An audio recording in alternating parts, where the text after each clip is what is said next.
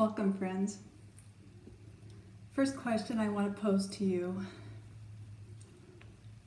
is, what does it feel like being tested positive? What does that mean to you? That is the reason why I need to do this video. Maybe to help others to understand, and maybe if you test positive, of maybe how you will feel. My name is Diane Kim, salon owner, stylist, educator. And this video needed to happen because people care, people have questions, and for personal reasons, I will direct my friends, family, and guests to this video so that I can start having some closure. Sometimes to understand a story, it's good to put yourself in the story. So imagine your dad is in a nursing home with dementia.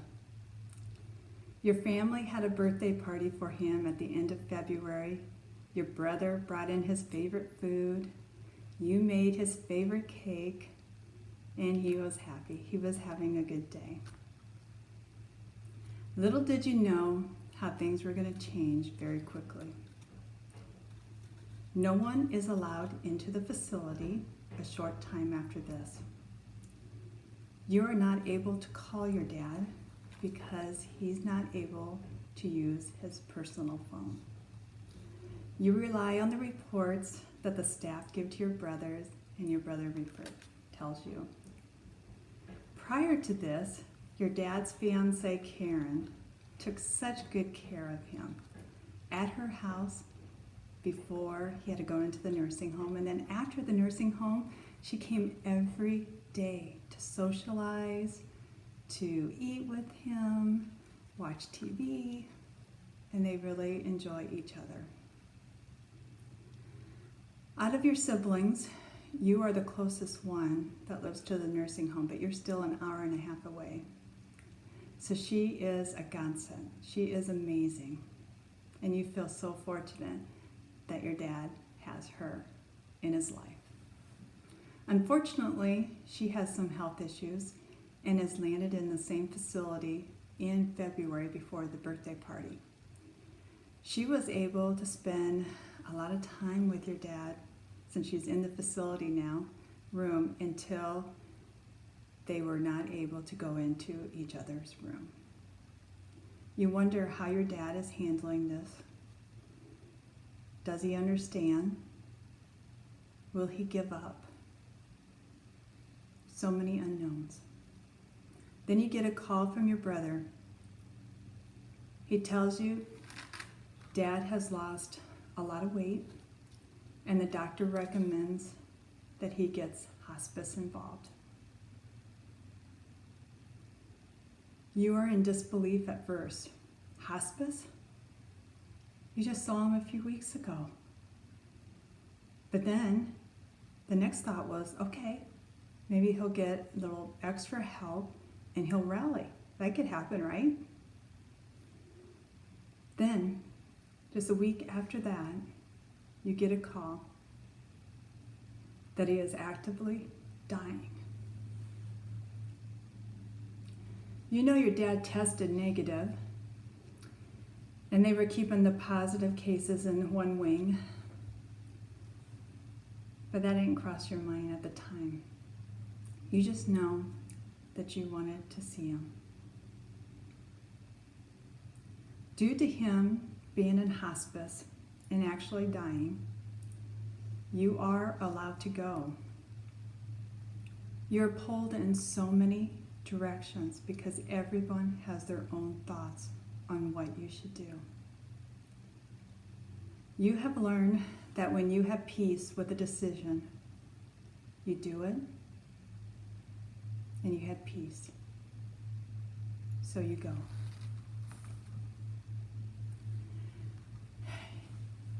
You have your mask, you have your gloves, you have your hand sanitizer, you have your Kleenex, you have a plan, and you're ready. But you weren't ready. Because what you saw when you walked into the room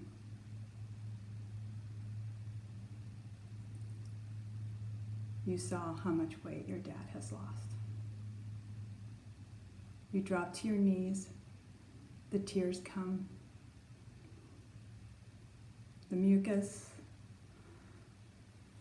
comes through, the mask, you're hot, your glasses are fogged over, you're a mess, but you feel sad and joyful at the same time that you're there, but also of what you see how your dad has been.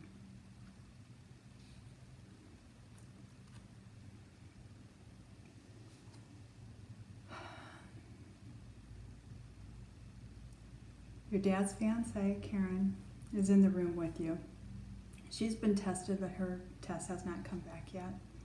And you spend a wonderful, wonderful hours with your dad. You know why you needed to go.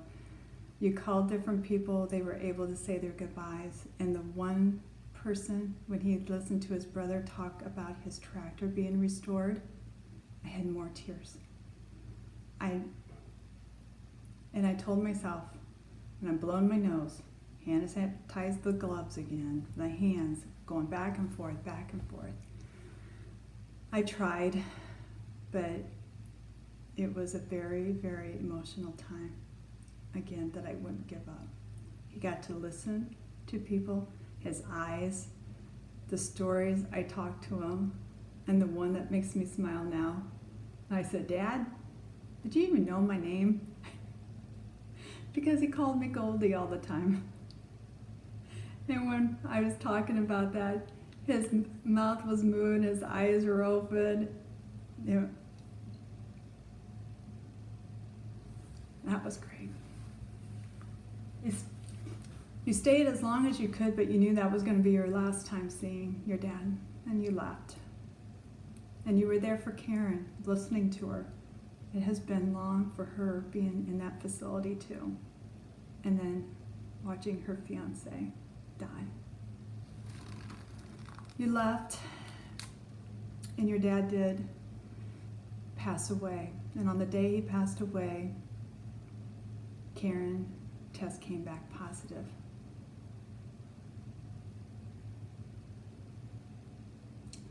And then the next night you had body aches. But who could blame you? Your salon's been closed. You've watched your dad die. He now has died. And the stress, I would have brushed it off if it wasn't for Karen testing positive. So I took it upon myself and called my doctor.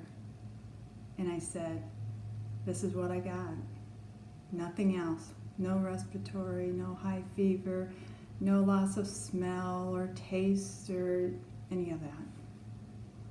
And she goes, come on, we'll do it. I think she did it for me, for myself. It came back positive.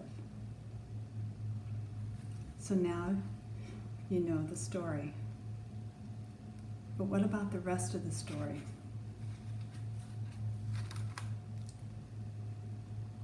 I have so many questions. First of all, Linn County Health that have been in contact with me. I look forward to their phone calls every day.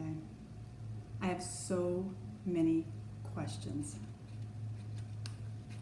And they were very helpful. And the reason I am doing this video, again, I have, if you want to call it, graduated from the Linn County Public Health, that I am free to go into society again and live life as they told me, to not feel as an outcast. But that's a whole nother story. But when Linn County Health, like I said, I've had many, many questions. You know, I was like, where are the faces of all the people that have recovered in Iowa? For us, I know there's over 4,000, but in the United States, there's thousands. Where are the faces of the people that have recovered? I can't find a social media group of people that have recovered. We have groups for everything. Why can't I find anything? How is the immunity for me now? I look up that. New York Times just had a thing yesterday about how they feel the immunity is. Interesting. My brother, sister-in-law, husband, they tested negative. My brother and sister-in-law, no symptoms. My husband, nothing. And they were with me all the time, side by side, working on the funeral, everything. I have so many questions. So as I was at home, I decided I was going to treat myself as an experiment to help with data. I took my temperature all the time. I posted, I wanted to know how I felt morning, night. How did I feel one day? One day I felt great. The next day I felt tired. I felt still a little bit of the body aches, but nothing else. I only had that severe body aches that one night. Again, I just have questions. So there's got to be many people out there, but I'm not able to find the resources that I'm looking for or the people that have recovered. So if you have recovered, please reach out to me. I would like to know your story. So the main point of me doing this video was to help those that love me, are concerned to hear it from me. And it's a story I cannot keep repeating.